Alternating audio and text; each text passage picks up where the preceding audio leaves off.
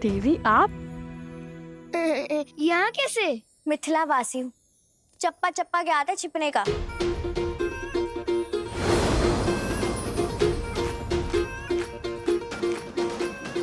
देखिए, ये मेरा वचन है, संध्या तक आपके लिए वरमाला लाऊंगा और वर भी। अरे कोई मुझे इस चप्पे से तो निकालो। देवी, किसी मिथ्या बोध के कारण आपके सैनिक और वो अश्व का स्वामी हमारे पीछे पड़ गए हैं। परंतु मेरी बात सैनिक, देर रुक जाइए। हमारा कार्य सफल होते ही आपको सब विस्तार में बता दूंगा। अरे मेरी बात तो पहले मुझे इस मटके से निकालो। ओ गुरु, रुक जाइए। सैनिक, धैर्य रखिए। अरे कैसे धैर्य रखूं? अब मेरा विश्व इस मटके में समा गया है, ऐसा लग रहा है। आपको मटके से भी निकालेंगे और आपको वरमाला भी मिलेंगी। राजकुमार की हर इच्छा पूरी होती है, बस कहने की देरी है। राजकुमार? ऋषि कुमार? अरे राजकुमार हो या ऋषि कुमार हो, कोई मुझे इससे निकालो। देवी, वरमाला दे देंगे, किंतु वर का थोड़ा कठिन है। मैं वरमाला भी पहनाऊंगा और वर भी बन जाऊंगा। कोई मुझे इससे तो निकालो। हमें आगे बढ़ना होगा। तुम्हें अपनी पड़ी है, पहले इन्हें निकालो। हाँ, प्रयास तो किया था, किंतु निकले नहीं। रुको,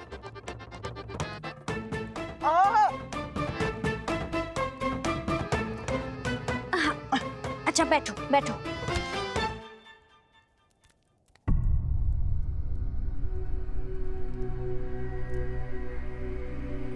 रुको,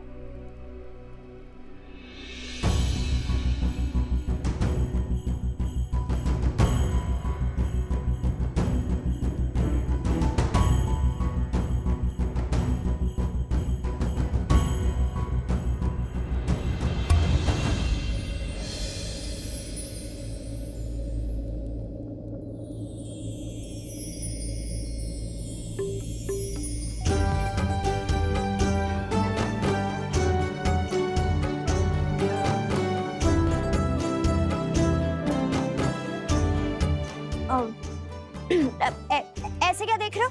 क्या मैं राक्षसी लग रही हूँ? अरे नहीं नहीं, ऐसी बात नहीं है।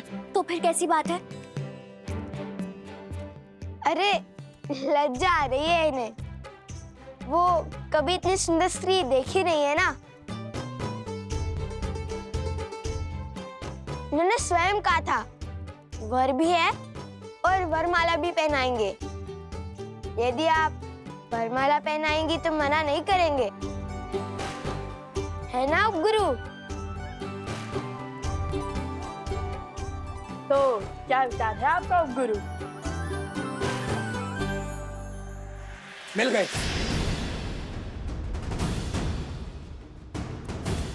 वर्णन जो दिया था उसके अनुसार यही वो चोर है। ले चलो इन्हें महाराज के पास।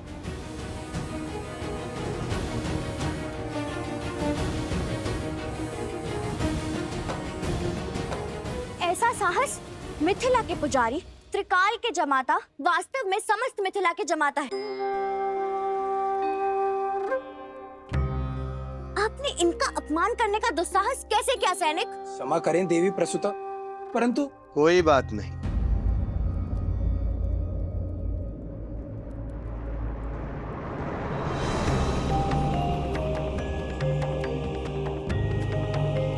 पिताश्री,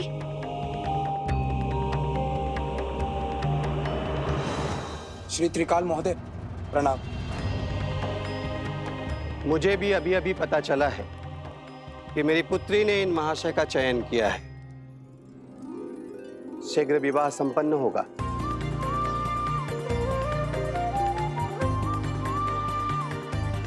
जाइए जाइए, उन तुनीर चोरों को कहीं और खोजिए सैनिक जी। अवश्य। पुत्री,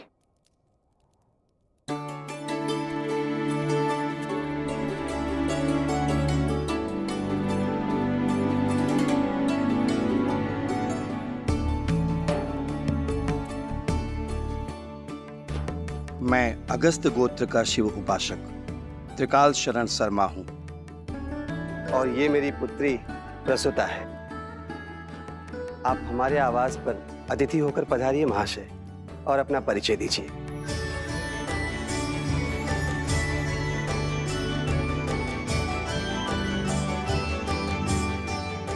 मैं भरद्वाज गोत्र का वैष्णव सोमकरण हूँ और ये मेरे भ्रातृश्री अवस्थरा है।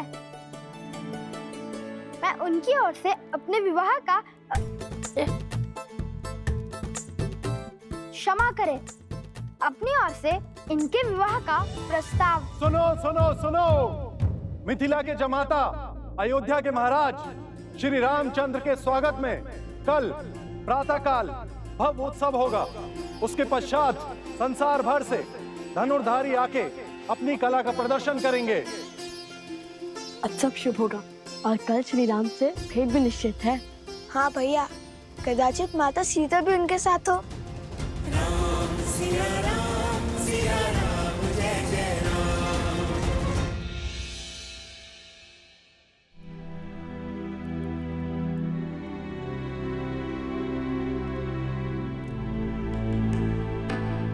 अवत्सरा भैया कहाँ गए?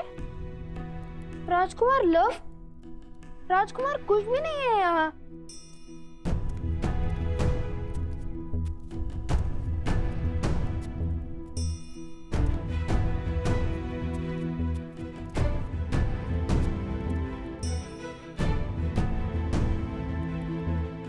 कहाँ गए ये?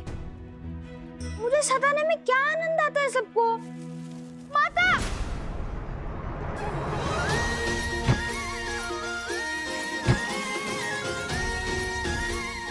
टोकरी के भीतर छुपने का छल अच्छा है। और मिथिला हमें तो नीर चोर समझती है, इसलिए तुम हमसे तनिक दूर ही रहना। वे नहीं जानते कि तुम हमारे साथ हो। हाँ, उपगुरु अवत्सरा वरमाला बनाने के पुष्प लेने गया है प्रसूता के साथ। तुम भी जाओ और विवाह की तैयारियां करो। हम स्पर्धा जीतकर अभी आते हैं। किंतु मुझे भी श्री राम से मिलना है। उनसे मिलने का अवसर मैं कैसे छोड़ दूं? जिसके भाग्य में जब उनके दर्शन होंगे वे तभी उसे मिलेंगे। हाँ, किंतु ठीक है, चलो। किंतु अपनी टोकरी की व्यवस्था स्वयं कर लेना।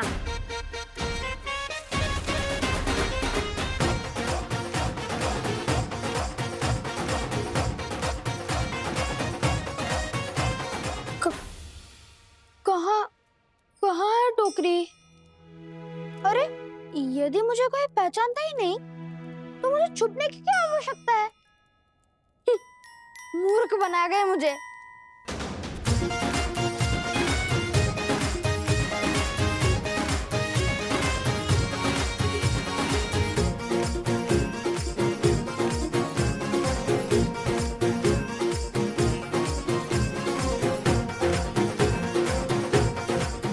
अरे चलो चलो, शीघ्र चलो, प्रतिस्पर्धा आरंभ होने वाली है। हाँ हाँ, चलो मित्रों, शीघ्रता करो नहीं तो विलंब हो जाएगा। चलो जल्दी चलो।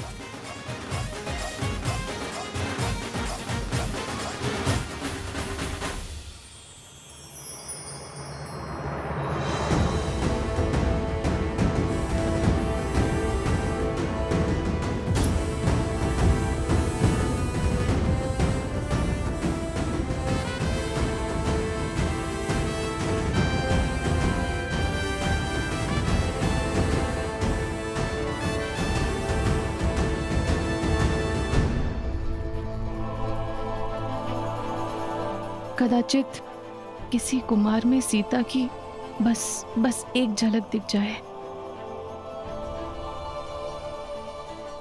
आज की धनुर्धार प्रतियोगिता में संसार भर से मिथिला पधारने के लिए आप सबका कोटि कोटि धन्यवाद।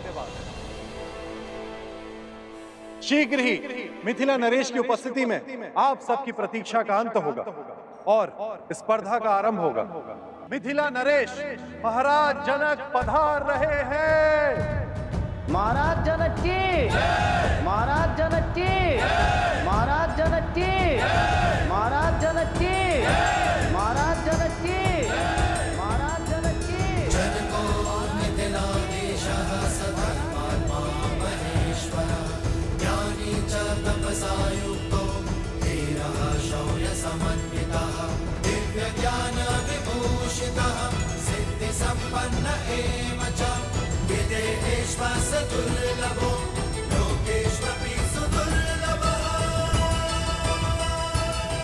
और आज महाराज जनक के साथ ही मिथिला की पावन धरा पर मिथिला के जमाता, रावण के मर्दक, कौशल नरेश, धर्मपरायण, मर्यादा पुरुषोत्तम श्री राम के पट पड़ रहे हैं।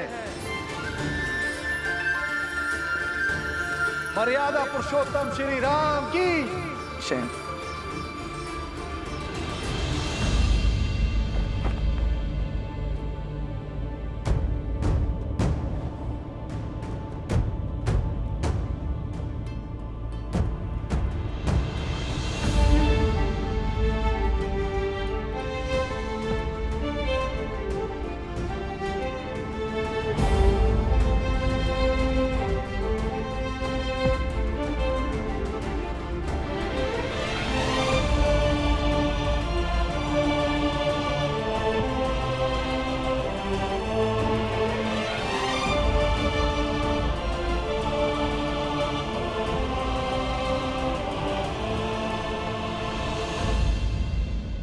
आप समझे या न समझे, मिथिला की जनता अपनों और अन्यों में अंतर जानती है।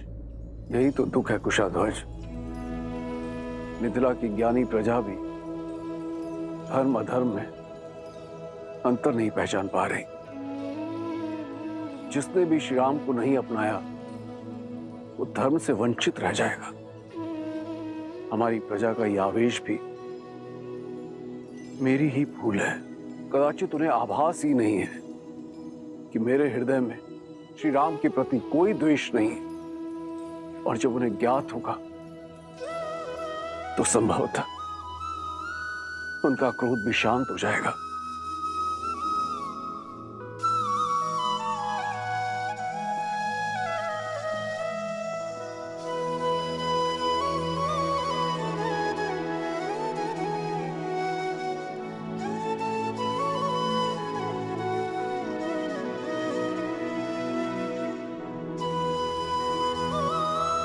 बोलो अयोध्या नरेश, मिथिला के जमाता, सियावर रामचंद्र की।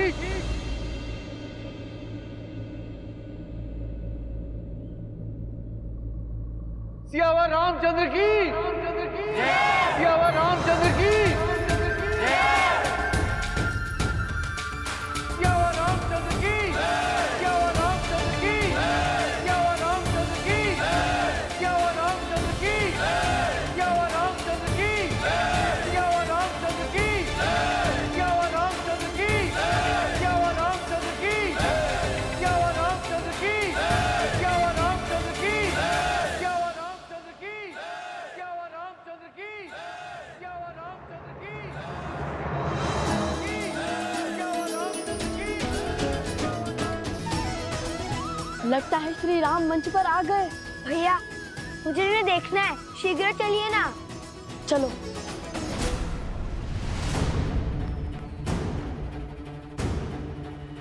कैसे जाएं? मार्ग में बड़ी बाधाएं हैं। लगता है श्री राम को देखने की इच्छा पूरी नहीं होगी।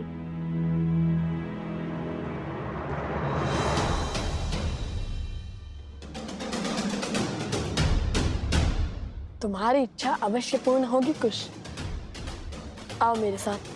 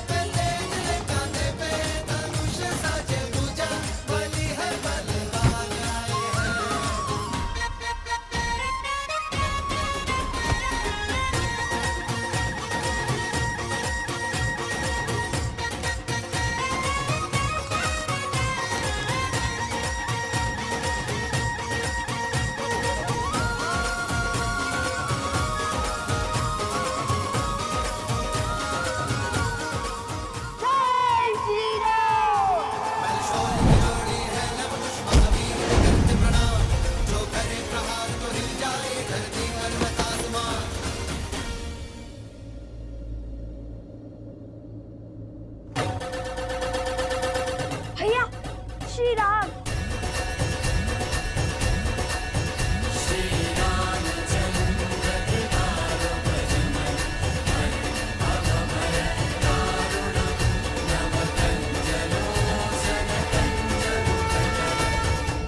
ध्वज के कारण श्री राम के दर्शन नहीं हो पा रहे हैं।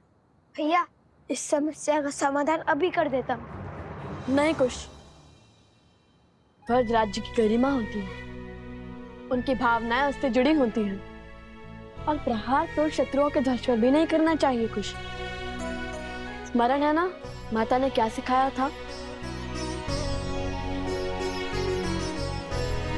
तन को छलनी करने से भी अधिक घातक है भावनाओं को तार तार करना। तन के घाव भर जाते हैं, मन के नहीं। हनुमान जी होते तो कितना अच्छा होता। पवन देव से कहकर इस तीव्र वायु को रोक देते। यदि माता ने महाराज जनक से मिलने के लिए मना न किया होता तो दर्शन तो क्या, अभी तक तो भेंट भी हो चुकी होती श्री राम से। किंतु तुमने उचित कहा कुछ, पवन देव से कहकर इस तीव्र वायु को रोक देते हनुमान जी। हे पवन देव, भक्त को भगवान से रोकना प्यासे को जल से दूर रखने के समान है। हमने भी आपके पुत्र हनुमान जी की भांति श्री राम की अनन्य भक्ति की है।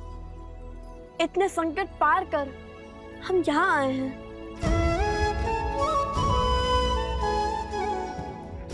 अब तो सहायता कीजिए ना।